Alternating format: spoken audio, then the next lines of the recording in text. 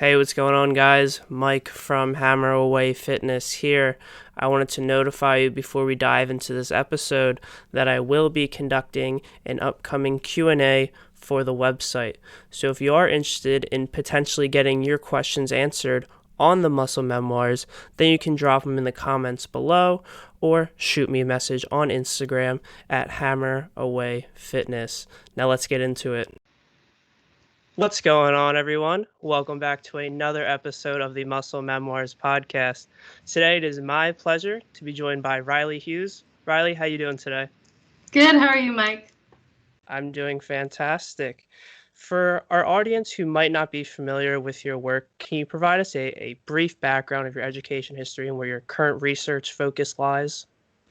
Yeah, so I think, I'll start off by saying that, I'm a lifelong athlete. I played softball and soccer, all that when I was a kid. As I got older, I kind of focused on softball as my primary sport. And, I've always also loved to cook and bake and eat, of course. And so, in order to, rise to the next level and optimize my performance, food and nutrition kind of just seemed like a natural way to do that.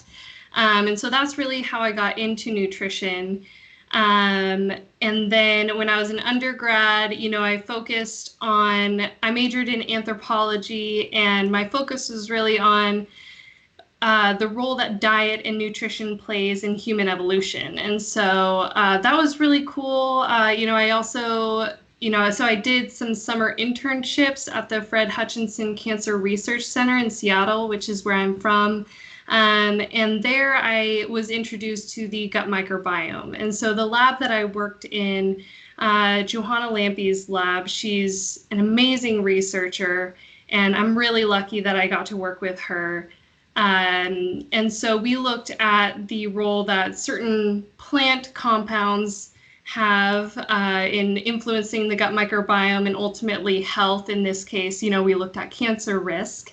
And so that was really kind of lit a fire under me, because I was introduced to this thing that is so diverse. It's like this whole community inside of you, and it's different from person to person. And so that can really influence how you respond to diet. So it introduced me to this concept of kind of personalized nutrition, which I think is just super fascinating. And so I carried that into my PhD work at University of California, Davis, where my research focused on diet, primarily fiber, and the gut microbiome and influences on health. And so while, a lot of research, including my own, we look at overall and average effects, I always kind of was more interested in okay, well, how did people respond differently, and what's causing that difference? And so I always tried to put that twist on it. And so graduated, got the PhD, and now I'm doing a postdoc at the University of Illinois with Hannah Holscher. And so my research here focuses on the intersection of diet, the gut microbiome, and now also exercise. So I'm really excited because I get to add exercise back into the mix, which is really what originally got me interested in nutrition. Yeah, fantastic. And we are going to be looking at a paper of yours today titled A Review of the Role of the Gut Microbiome in Personalized Sports Nutrition. Before we get into the weeds about how the gut microbiome can affect sports performance, we'll kind of cover some general topics relating to basically what is this abstract concept of the gut microbiome? What is it doing? How does our diet and lifestyle affect these things?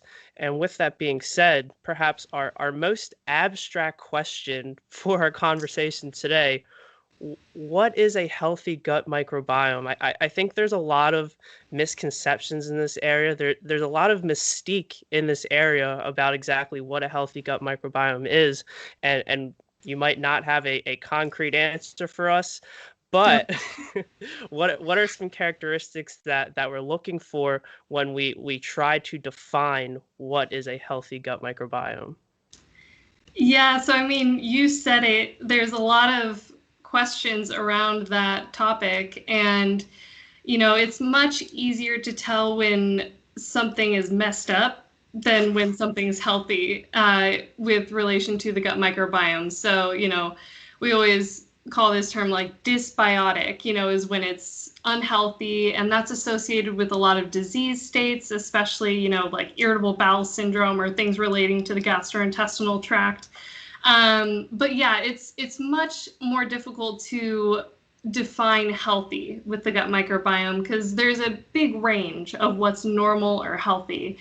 There are some species which we call pathogens that are known to be harmful. Like C. difficile is, common infection in especially hospitalized patients. And then there are some that we know are beneficial, like Bifidobacterium and Lactobacillus, which are common probiotic bacteria in supplements. But there's a lot of gray area in between those. And so there's a lot of inconsistency of findings. Certain studies will show that this bacteria was enriched in this population, others won't. There's also the question of balance. So, maybe this bacteria is good at this concentration, but if you have more than that, it'll be detrimental. So there's that. And then just in general, the technology that we use and the field itself is developing so rapidly. And so, accurately classifying what bacteria are in your gut, at what concentrations, is still very difficult. And we're trying to figure out the best methods to do that. In addition to that, there's kind of been a shift in the field to look more at what the bacteria are doing rather than what bacteria are there. So looking at the functions or the genes that are present or the metabolites that they're producing rather than the name of the bacteria that is in your gut. And lastly, the statistical methods that are used to analyze all the data are constantly changing. It is a full-time job to keep up with all the math that's going on the back end, trying to figure out the best way to analyze it. It's just, you figure out the newest method, and then by the time you learn it and you know how to analyze your data, it's all changed. And there's a new way to do things. So that's a very long-winded way of saying that we don't know what a healthy gut microbiome is, or at least not comprehensively. And I think that was a beautiful illustration. And I'm very happy that you made all of those points to ultimately come to the conclusion that, well, we don't know. And the reason for that is because, as a practitioner, I get in conversations with people about this topic on a daily basis. And, they'll tell me they read X or Y book, and these books like to talk in more or less absolutes as if we have these answers about the gut microbiome. And my point usually is, anyone who thinks that we know certain things about the gut microbiome is almost inevitably wrong. And coming from someone working in the lab in this field and saying, yeah, we have no clue what's going on, I think makes this point particularly clear. Before we move on to our next topic, is staying within this very, very abstract area. Something that seems to come up a lot is this idea of diversity or richness within the gut microbiome. This isn't my field per se. I have a general understanding of it, but I know when I look into the research a lot, an increased diversity, just having a more abundance of different species within the gut seems to be a positive. And then when we look at literature on something like a ketogenic diet or a particularly restrictive diet, there's usually some transitions resulting in less diversity, and that's usually seen as a negative. Can you elaborate on what we are really looking at when it comes to diversity and the potential benefits and negatives of having more or less? Yeah, so that's a great point.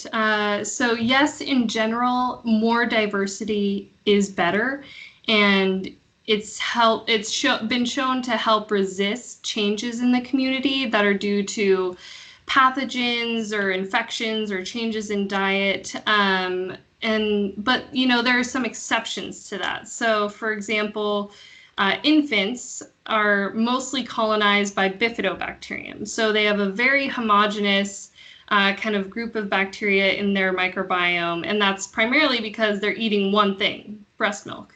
And so that's the bacteria that is able to use the compounds in the breast milk the best. And so that's what gets enriched. And, there are a lot of fiber studies that, they're feeding one type of fiber. And so they enrich, a certain population of bacteria. So diversity goes down, even though that one bacteria, increases. So So like I said, there are those exceptions where, fiber is supposed to be good for you, but it's technically decreasing your diversity. And so there's a growing number of studies that support this notion that it's not necessarily about, the conventional nutrient profile, like the carbs, the fats, the proteins, but more about the diversity of different food sources, particularly the diversity of plants that you consume. That determine the diversity of your gut microbiota. So yes, diversity is typically viewed as better, but there are those exceptions, and you always kind of have to look into, okay, diversity increased or decreased, and then what? It's not really an end in and of itself, but it may help explain some of the different health effects that you see that may accompany it. Excellent. And you mentioned a couple of points there regarding the diet and how we should be consuming a vast array of plant foods. And that leads into our next topic, which is something we might know a little bit more about confidently, and that is the sorts of aspects of our diet that we know to be beneficial for the gut microbiome. In terms of an athlete, perhaps, who is looking to both facilitate their performance as well as bolster the gut microbiome, what are some key principles we should be looking at in terms of their dietary habits? Yeah, so here, it's an interesting question because there's kind of this balance that's got to happen, because for the gut microbiome, ultimately, you want to get as much fiber and whole food sources of carbohydrates as you can, because the gut microbiome can only eat what makes it down to the large intestine primarily. And so that means that you don't absorb it. And so that's why fiber is the primary food source of the gut microbiome, because you can't break it down, you can't absorb it without their help. But when thinking about athletes and performance, there are a lot of times, especially around a workout, pre or post, where you want easily digestible, easily absorbable sources of energy and carbohydrates.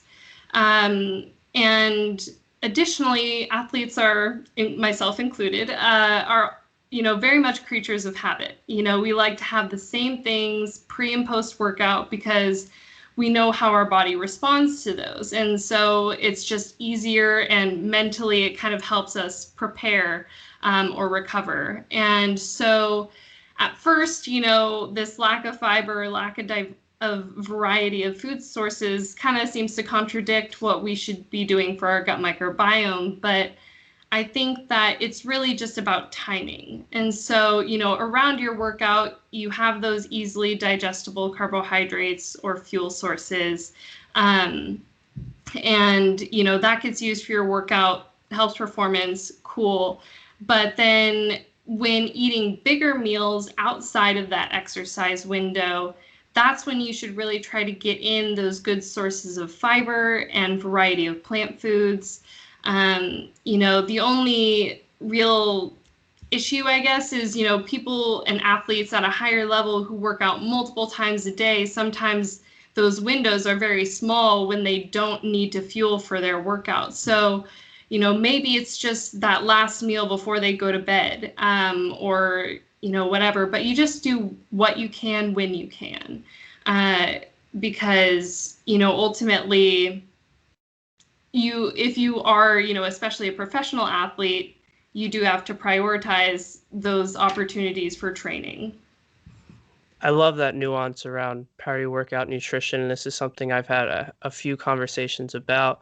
And taken one step further, I think for some athletes, again, this might not apply to professional athletes who their schedule is extremely rigorous, but for the more recreational athlete who does have rest days and perhaps, more days where their training volume is lower, I think potentially utilizing some form of carbohydrate cycling, but in the concept that on these off days or rest days, you do have a higher intake of fruits and vegetables and fibrous sources that aren't going to, potentially have a detrimental effect when you're trying to perform twice in a single day of very intensive sessions. So excellent points there.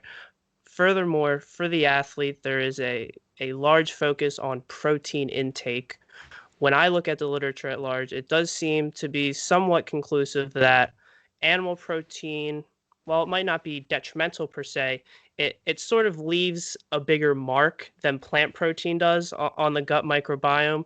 Can you discuss the literature on these topics, and then even more so, the role of fiber in this, and that if an athlete does have a higher animal protein intake, can you offset that with a high fiber intake? Yeah, so those are both great points. I think the first thing that I'll say is that there's been a lot less research on the effects of protein on the gut microbiome versus the effects of carbohydrates or fiber or fats. So right off the bat, I'm going to say that the results of the studies that are out there are still very preliminary and need a lot more follow-up. And I say that because of a couple factors. One, in general, like we've talked about, there's a lot of variability between studies. And so there's a lot of replication or validation that needs to happen for results to be considered real or probable with the gut microbiome. And second, a lot of the research on protein types and amounts have been done in animals or in vitro studies, not a lot in humans. And so while these are very useful tools because they help remove some of the messiness of being a human, for that exact reason, it kind of makes it less applicable to human experience, human health. Because it does remove some of that messiness. And so I think it's really important to combine these different methods, human studies, animal studies, in vitro studies, to kind of get a full picture of, okay, what happens in the human, what are the mechanisms behind it, and, what bacteria or functions are involved that we can maybe manipulate. And so all that being said, like you said, there is some evidence that different protein types, especially animal versus plant, or even meat versus non-meat, so grouping dairy and eggs with the non-meat category, affect the gut microbiome differently. And so there are some studies showing that meat protein increases certain bacteria, including lactobacillus, which is typically thought to be beneficial, as well as kind of this Firmicutes to Bacteroidetes ratio. And this ratio is kind of interesting. It's been associated with some outcomes like obesity. So obese participants or obese individuals may have a higher ratio of Firmicutes to Bacteroidetes. So meat proteins tend to increase both lactobacillus and that ratio more than non-meat proteins. And they also tend to decrease short-chain fatty acids and bacteria that produce short-chain fatty acids. So short-chain fatty acids are the primary metabolite or byproduct of the gut microbiome. And so a lot of times these are seen as beneficial. And so they're decreased when you're eating meat proteins versus plant proteins. So the thing that I will say about these studies as well is that a lot of times the plant protein that is used is soy. So there's not a lot of, to my knowledge, there's no studies that have investigated the effects of different plant sources of protein, soy, pea, legumes, etc. to see if the effects of these different proteins are consistent with respect to or relative to meat proteins. And additionally, since you're working with mice and, in vitro, you're using a lot of isolated compounds. So a lot of powders rather than, the actual food source. And so that isolating a protein from its original food source is going to have a big effect on the digestibility, absorption, and the amino acid profile. So all those are going to affect the ultimate outcome. So to my knowledge, that's not really something that's been researched, is whole food protein sources versus supplements, which ultimately, obviously are very prevalent in the athletic community. And so, like I said, the digestibility and the amino acid composition are changed when you isolate a protein. And that's what ultimately matters with the gut microbiome, because what you don't digest or absorb is ultimately what makes it down to the gut microbiome. And so Nick Bird's lab here at the University of Illinois, he's one of the researchers that I'm going to be collaborating with. His lab does a lot of really interesting research on whole food versus supplements and effects on performance and muscle outcomes. But to my knowledge, there's no real studies looking at the effects on the gut microbiome. So that's something that I think really should be explored, especially if we're going to focus on the athletic community, because that's a big part or a big thing in the athletic community. But so again, focusing on the different protein types, what is clear is that the protein type maybe isn't as important as the fat content of the diet or the fiber content of the diet. So there have been a couple studies where, they feed different protein types in combination with a high fat or a low fat diet. And there's a tool that microbiome researchers use where basically you take one microbiome sample and you kind of collapse it into a little point and put it on a graph. And what you see when you do this in these studies is that the high fat and the low fat samples cluster together. But within that, there's more grouping based on the fat content than based on the protein type. So by that, we can kind of say, okay, the fat content was more important than the protein type in kind of driving this separation of those groups. And so the fat content may be more important. And additionally, the fiber content may affect what metabolites are produced. So like I said, fiber is the primary fuel source for the gut microbiome. And so when you eat enough fiber, that's what they're going to metabolize, what they're going to eat first. And so if you increase protein without increasing fiber, then you are going to see metabolites of those protein compounds. Whereas if you increase protein, but you also increase fiber, they're going to eat the fiber first. So you're not going to see as much of an effect of that increased protein. And so, like you kind of alluded to, there seems to be, some of those protein compounds tend to be detrimental. For example, P-cresol kind of decreases intestinal or increases intestinal permeability, which may be detrimental, letting bacteria through, which ideally they stay in the gut and cause inflammation. And so,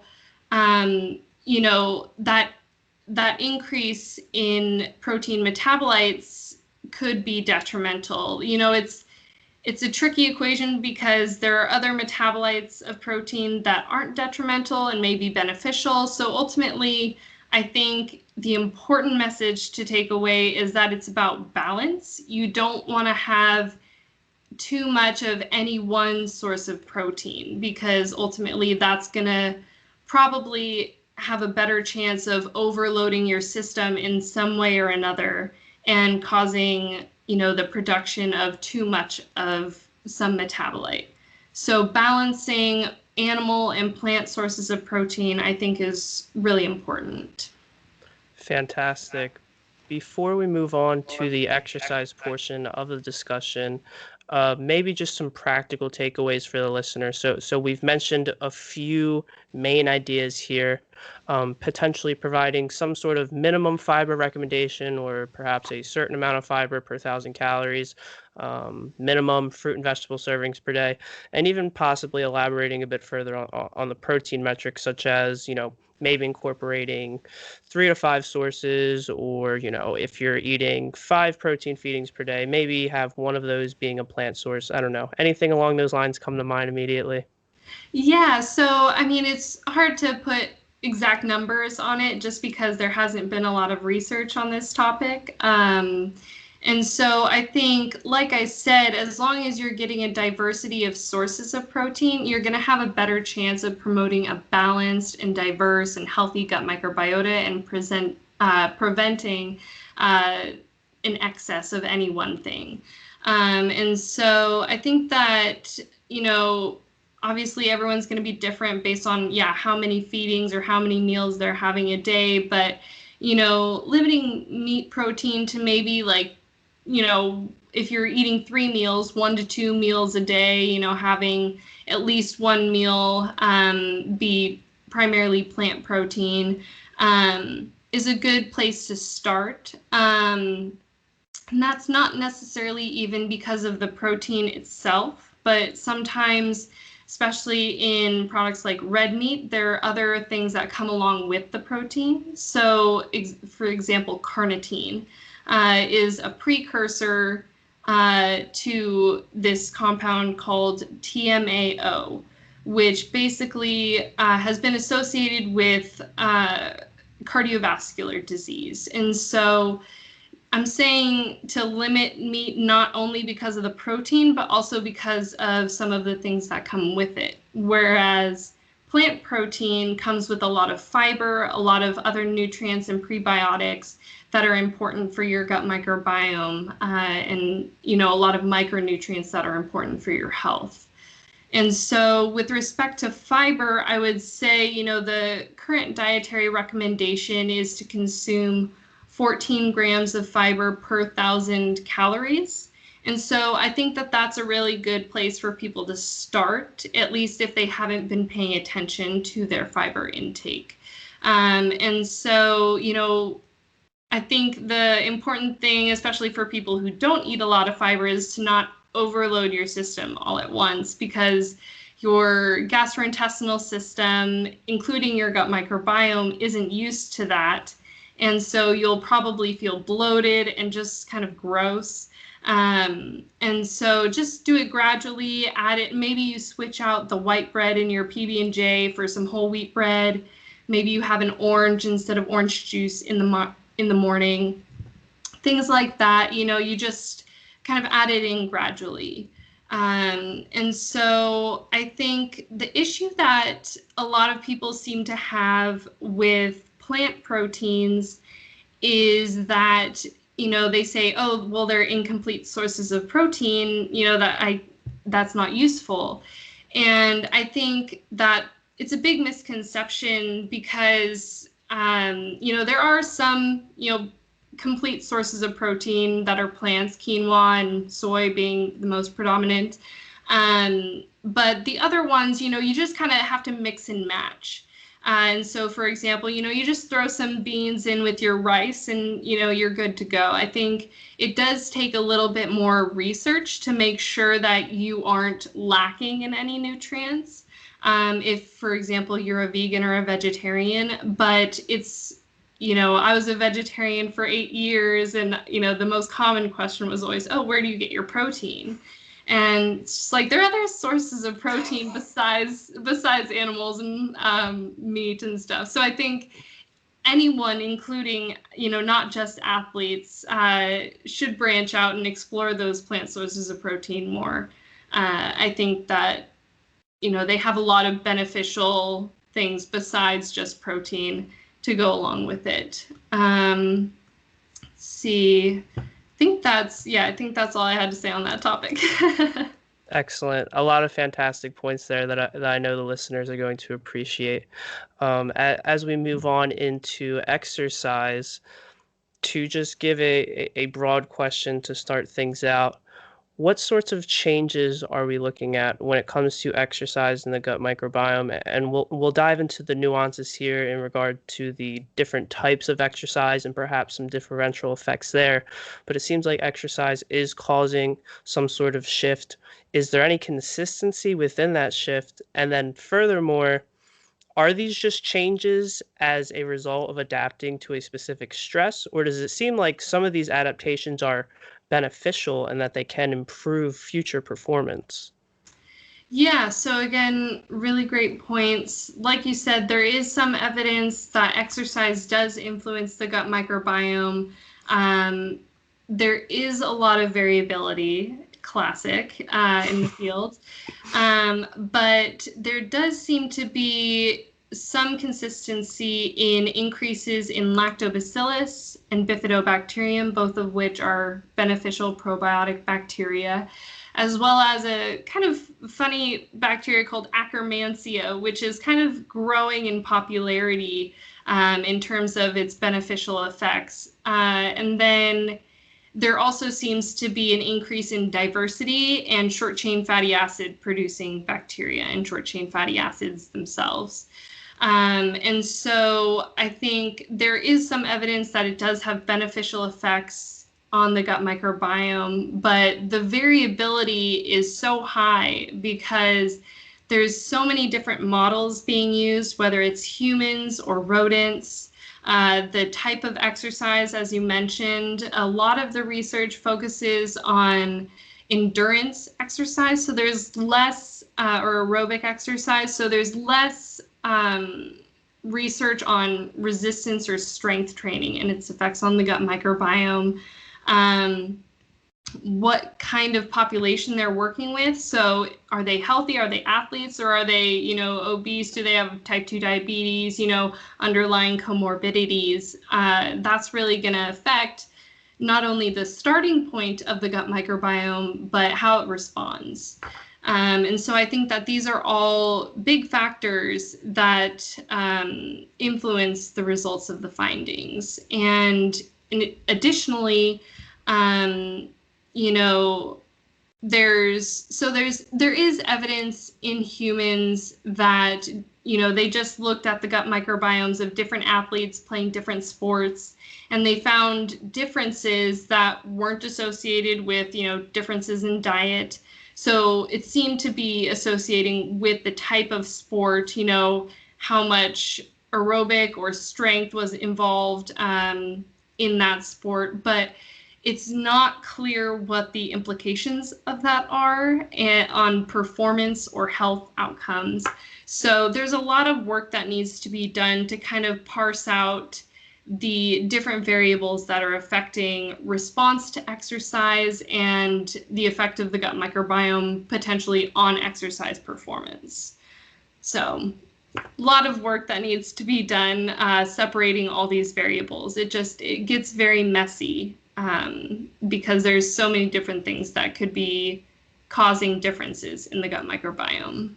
For sure. If I remember correctly, within your article, there were a couple of references to trials which looked at the gut microbiome of pretty high-level athletes. Is that correct? Yeah, so there are some studies looking at, professional rugby players, especially as one of the, I think, first ones in humans looking at the gut microbiome and exercise was in, these professional rugby players in Ireland, I believe. And so there have been like I said, a couple studies on that, but still not quite clear how the athletic gut microbiome might respond differently from someone who's perhaps untrained or even, unhealthy. So, it's just there needs to be more research. Got it. A related paper within this area that I thought was fascinating as a practitioner was this emerging concept of the gut muscle axis, and basically how if we eat a diet that fuels and nourishes our gut microbiome, how this can potentiate athletic performance. Personally, I love this because I struggle with numerous athletes for them to get their fruit and vegetable intake up, and it's quite difficult because I think, well, unfortunately, nutrition on social media can get a bit convoluted, and maybe consuming a wide variety of fruits and vegetables isn't, inherently healthy to every individual. Some people don't perceive it, but I think most people think that eating a lot of fruits and vegetables is a good idea. And I think these people also understand that it's going to benefit their health. Despite knowing this, people just choose not to eat them. So whenever more data comes out that can support this, in particular for athletes, if they can understand that not only will this improve your general health, but your performance potentially, I mean, that's a great tool in the toolbox for practitioners. And I think that you are familiar with this paper considering your work in this field and understanding what's going on. Can you touch on how, if we follow some of the principles that we brought up when it comes to a healthful diet, what sorts of changes that we can see overall in regards to the immune system, potential for mitochondrial adaptations, and glycogen storage capacity, how this healthful diet can benefit some of those aspects? Yeah, definitely. I mean, it is so fascinating to see this area of research develop that's, identifying all these axes or, highways between the gut and, your muscle, your brain, every part of your body. And so since gut bacteria ideally, like I said, stay inside your gut, a lot of these pathways are mediated by their metabolites like short chain fatty acids.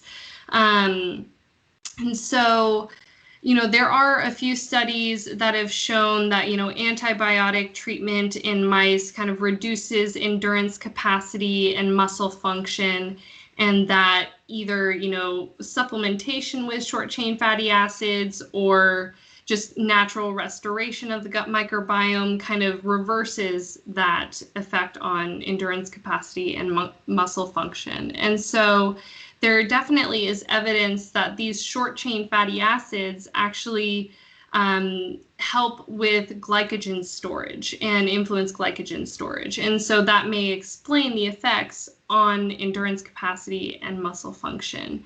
And so basically this tells us that the gut microbiome does play a role in potentiating exercise capacity and muscle function, and that it does this at least in part via these short chain fatty acids. And so I think it's important to know that like these short chain fatty acids are the primary byproduct of fiber intake. And so again, getting that adequate fiber intake, getting that variety of plant sources is really going to help you to have healthy levels of these short chain fatty acids, and potentially help increase things like glycogen storage in your exercise capacity. Additionally, the gut microbiome does play a huge role in our immune system. And so it, modulate the effects of stress, which, exercise is a form of stress, on our gut, and by proxy, the rest of the body is affected. And so, if you have a diverse and robust gut microbiome, this helps kind of outcompete potentially bad bacteria that, may be in contaminated food, just the environment, etc. So this is definitely one way in which the gut microbiome can support resistance to, things like respiratory tract infections and GI distress, both of which are pretty common in athletes, and can often negatively impact performance simply because, you'll probably run better if you're not coughing up a lung.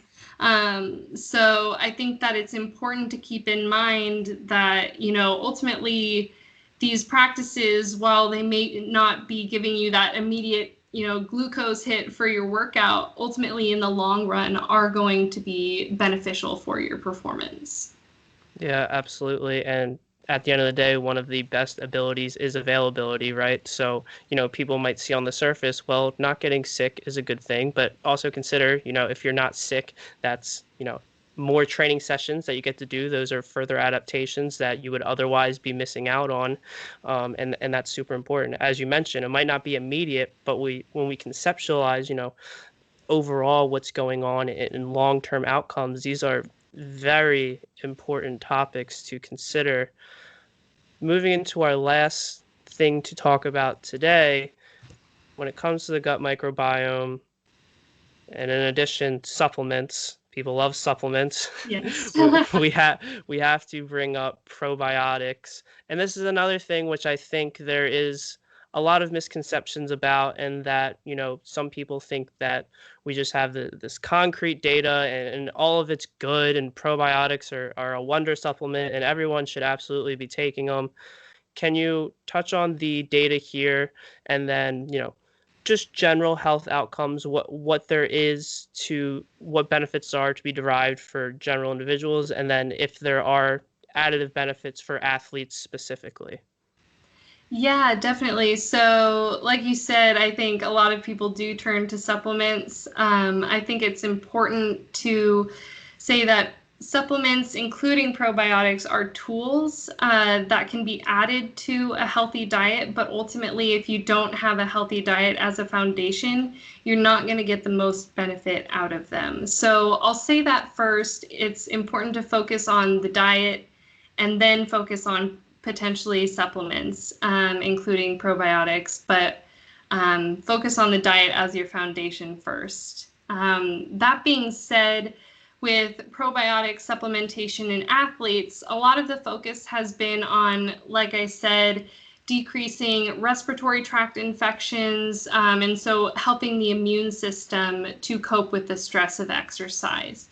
And so, like I said, that kind of indirectly benefits performance because, like you said, you're available to work out, you have the capacity to train more if you aren't sick. And so there are also studies looking at performance outcomes, again, mostly aerobic exercise, but there are some studies looking at, 1 rep max or grip strength or jumping. But all the effects on performance are pretty variable. Usually, though, it is either a beneficial effect or no effect. So I'm not really aware of any probiotic studies that have shown a negative effect on performance. So there is something to say for a low-risk supplement. The issue with a lot of these studies is that there's a lot of, again, variability in what bacteria are used for the probiotic supplement. And then, a lot of them don't actually measure the gut microbiome of the athletes. So the effect that the bacteria in the probiotic have on the bacteria in your gut is variable based on who's already there. And also, what kind of foods you're eating in your diet, because probiotics function best when they are combined with prebiotics. So prebiotics kind of feed the probiotic bacteria. And the best example of a prebiotic is fiber. So, very general class of compounds, but so if you're eating a lot of fiber in your diet, you give the probiotic a better chance of being functional, surviving through the gastrointestinal tract, and actually, achieving what it's supposed to do or what you want it to do. And so there was actually a paper last year by the International Society of Sports Nutrition, a position paper, on probiotics, which is very comprehensive and actually a great read. And their conclusion is basically that, there's promise in probiotic supplements for performance and GI health and immune function, but there does need to be a lot more research validating, replicating, comparing findings with different strains of bacteria, and just, a more comprehensive understanding of what effect they are having in the body. So, usually probiotics are Bifidobacterium and lactobacillus, but there are some products exploring alternative types of bacteria that may be involved in processes like glycogen storage or lactate metabolism, which would help increase, again, exercise capacity or your ability to recover. And so, this field is growing. It's still pretty experimental. There is one company called Biomics that's developing a probiotic like this. They're still doing a lot of beta testing. Like, you can look at their site and kind of sign up to be a beta tester. So they're still collecting a lot of information from that. But yeah, so like I said, it's still pretty experimental, but it's definitely a growing field of research and marketing. I think a lot of companies are kind of recognizing the potential in the gut microbiome and, in my opinion, maybe trying to capitalize on it too soon, but it's definitely happening. Yeah, I would agree that some companies might be trying to capitalize too soon. I recently had a discussion relating to precision nutrition and basically where we're at with the data on that, which is another area that, precision nutrition has actually been out for I don't know, over 5 years now. And unfortunately, it's usually, these genetic testing companies, and they say, send us your DNA and come back with this individualized diet. And it's just the same old general healthy eating principles that we've known for a while. That's really has nothing to do with the individual's genetics, unfortunately. But these are very interesting areas, and we love to see new data on it as we get closer to the truth. You brought up a fascinating potential confounding variable here that I haven't thought much about, and that is the fact that prebiotics feed the probiotics, and as such, I think most people who turn to supplements in most cases are those who don't really tick the basic boxes on a daily basis. And especially when we consider the individual response in these studies, not everyone responds the same to these protocols. And something potentially that is, driving these effects is the baseline diet of the individual. And maybe if they're the type who, they're experiencing some GI symptoms and they don't eat any fruits or vegetables, they have a low fiber intake, and then they just slap a probiotic on it, the people who might need it the most could get the less effects from it, so to speak. Correct. Yeah. I think that's a great point. A lot of people are looking for that silver bullet, so they don't have to do all the work, or, maybe they can get away with eating McDonald's every day, whatever it is that they want to do, maintain their lifestyle. But often, these supplements, like, they have the potential to maybe give you that little bit, that little edge, but only, a small effect, or in combination with those big things like your overall diet. That's going to have so much more of an effect than any supplement is, just eating whole foods, mostly plants, not too much. Michael Pollan's, little ditty on that is just, I say it to everyone. I'm like, I study nutrition. Obviously, I love the details, but ultimately, like, that's really the best piece of advice that I have to give anyone. Yeah, if the big rocks aren't already in the jar, stop trying to fill it with pebbles. I mean, again, we love the nuances. I think on this podcast in particular, we love to get into the weeds. But at the end of the day, if those basic boxes aren't checked, then you don't have the ticket to get into the discussion yet, unfortunately. On the topic of probiotics, there might be some benefits to supplementation. Do we know much when it comes to foods that are rich in probiotics? If we consume a diet rich in these sorts of fermented foods, can we achieve a similar benefit to probiotic supplementation? Yeah, so fermented foods, they contain probiotics, just usually at lower amounts. So a probiotic pill is kind of just taking like a bacterium megavitamin. But, there are a few studies that have shown positive effects of fermented foods, usually dairy like kefir or yogurt, not so much on other forms like sauerkraut or things like that. I think that the benefit to consuming fermented foods versus a pill is kind of like what we were talking about. You're getting a lot of other nutrients like prebiotics along with it. And so that'll help it survive through the harsh environment of the GI tract and provide fuel to help it function. And so there aren't any studies doing direct comparisons of things like prebiotics, probiotic pills, or probiotic foods, or combinations of those. So it's hard to say if you'll get more of an effect from one or the other.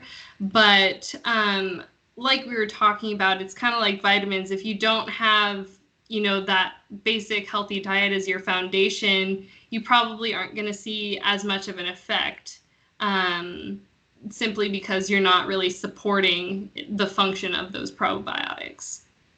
Excellent. All right, Riley, that's all I got for you today. For Awesome. our listeners who want to learn more about you, go and support you, where should they go? I have a LinkedIn and a Twitter that I don't really use so much. I'm trying to be better about using social media to kind of, communicate science topics and whatnot. But they can probably find me online. I don't even remember my Twitter handle, to be honest, so I can't give that. But you might be able to find me. I don't know. But I would like to just, reiterate kind of the main points of what I was saying in terms of just get a variety of different protein sources and plant foods, eat enough fiber. I think those in the long run are going to be the most beneficial things for both your gut microbiome and your performance. Absolutely. And I will have the research article we discussed in the show notes of this, and maybe that's the best place to find more of Riley's work through PubMed. But Yes. thank you so much for listening, everyone. That does it for another episode of the Muscle Memoirs Podcast. Hey guys, Mike here.